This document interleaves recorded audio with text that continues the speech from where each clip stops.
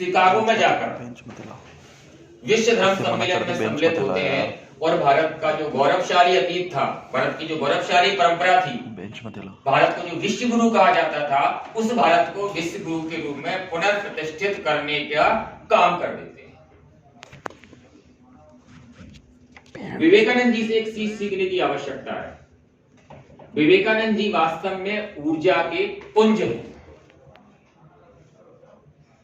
एक साधारण सा बालक ज्ञान के लिए भटकता रहता है, ज्ञान प्राप्त करता है, उसके मन में हमेशा एक जिज्ञासा रहती है कि हमारे कुछ सीखें।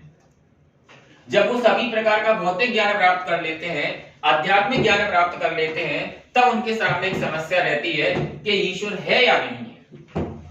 यानी तर्क के साथ साथ वो इस चीज को भी समझना चाहते थे कि वास्तव में ईश्वर है, और यदि ईश्वर वास्तव में है तो कहां है?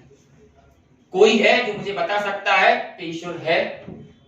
तो बहुत सारे धर्म गुरुओं के पास जाते हैं, हर धर्म के गुरु के पास जाते हैं, हर किसी से पूछते हैं कि आपने ईश्वर को देखा? तो सब कोई कहता है कि ईश्वर का अस्तित्व तो है। वो कहते हैं, सारे से लोग कहते हैं गॉड इज ऑमनी प्रेजेंट, पर विवेकानंद जी कहते हैं गॉड ऑमनी प्रेजेंट है, तो मुझे बताओ कहां पर।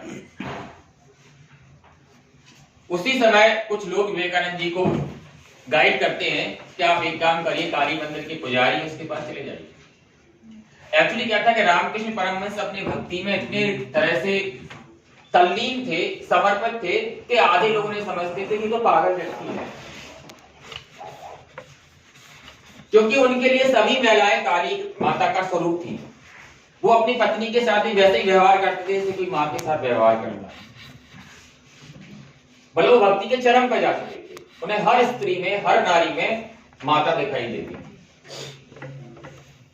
तो आधे से लोग, जो आधुनिक लोग हैं, वो समझते थे रामकृष्ण परमहंस ये तो पता नहीं कैसा आदमी है। तो लोगों ने विवेकानंद जी को उनके पास पहुंचा। विवेकानंद जी खोजते खोजते रात को उनके घर पर पहुंचे। उन्होंने बाहर से गेट खटखटाया तो अंदर से ही रामकृष्ण परमहंस ने कहा, बताइए कौन है? उन्होंने कहा विवेकानंद। विवेकानंद नाम नहीं था उस उनका, नरेंद्रनाथ दत्त। तो बोले क्यों आए? तो उन्होंने कहा कि आप ईश्वर को जानते हो, आप ब्रह्म को जानते हो? तो अंदर से ही रामकृष्ण परमहंस अंदर से ही कहते हैं कि हाँ, मैं ईश्वर को देख सकता हूं, उसी प्रकार से, इस प्रकार से मैं तुझे देख पा रहा हूं, तो गेट के उस तरफ खड़ा हुआ है। तो बोले क्या मुझे दिखा सकते हो? आ जाओ। गेट खोला, काली माता के मंदिर के सामने ले गए, बैठ। और उन्हें वहां बिठाकर उनको शक्तिपात की दीक्षा दी। उनके सिर पर हाथ रखा, विवेकानंद जी अचेत हो गए, समाधिस्थ हो गए, समाधि में चले गए। और ऐसा कहते हैं कि उन्हें 2-3 दिन बाद होश आया और उन्हें सब कुछ छोड़कर उनको अपना गुरु बना लिया। और उसके बाद वो निकल पड़े रामकृष्ण परमहंस की शिक्षाओं को, उनके आदर्श को, उनके ज्ञान को, और भारत को एक पुनः सांस्कृतिक राष्ट्र के रूप में स्थापित करने के लिए। बेसिकली भारत जो है वो एक राष्ट्र है, एक देश नहीं है। और राष्ट्र वह अवधारणा है जिसका निर्धारण सांस्कृतिक आधार पर किया जाता है, जिसका निर्धारण मूल्यों के आधार पर किया जाता है, जिसका निर्धारण किसी भौगोलिक सीमा के आधार पर नहीं होता है, जिसका निर्धारण किसी राजनीतिक सीमा के आधार पर नहीं होता है। राष्ट्र एक आत्मा होती है, एक जीवन मूल्य होता है, जिस जीवन मूल्य के आधार पर हम सब अपने आप को एक साथ एकत्व के भाव से महसूस करते हैं। हमारे अंदर ये भावना होती है कि संपूर्ण प्राणी जगत, संपूर्ण सृष्टि, संपूर्ण लोग हम और आप, उसमें कुछ समानताएं होती हैं। वो समानताएं होती हैं सांस्कृतिक मूल्यों की।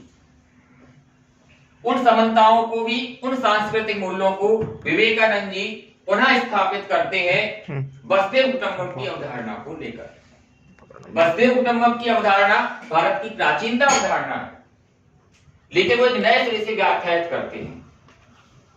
अगर हम बौद्धिक स्तर पर बात करें, दार्शनिक स्तर पर बात करें, तो दार्शनिक स्तर पर विवेकानंद जी नव वेदांतवाद के आधुनिक प्रतिपादक माने जाते हैं।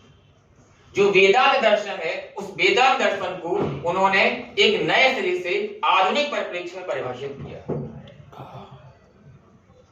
प्राचीन काल में या उपनिषद काल में वेदांत को, संसार को, उसको एक अलग तरह से व्याख्यात किया गया था। उसमें यह माना जाता था कि संसार जो है वो एक माया मोह है। परंतु विवेकानंद जी कहते हैं कि संसार का अस्तित्व है, क्योंकि संसार ही वह एक स्थल है जहां मनुष्य अपने व्यक्तित्व के द्वारा, अपने कृतित्व के द्वारा भौतिक और आध्यात्मिक उन्नति कर सकता है। इस संसार में ही आप भौतिक और आध्यात्मिक दोनों उन्नति कर सकते हो।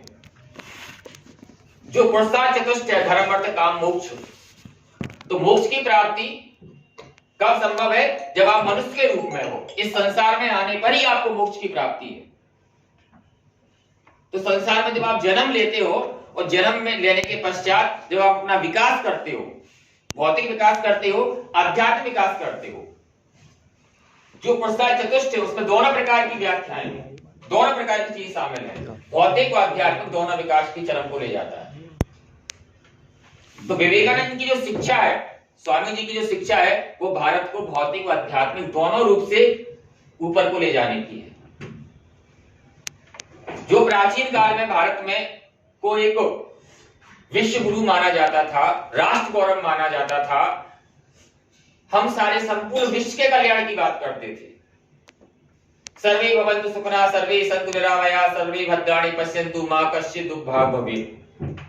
इस संसार के सभी जीवों का कल्याण हो, वही अवधारणा को आधुनिक स्वरूप में, आधुनिक परिप्रेक्ष्य में पुनः स्थापित करते हैं विवेकानंद जी, स्वामी जी। आज उनका जन्म दिवस है। उनके जन्म दिवस के उपलक्ष्य में आप सभी लोग को विवेकानंद जयंती की बहुत बहुत शुभकामनाएं। नमस्कार।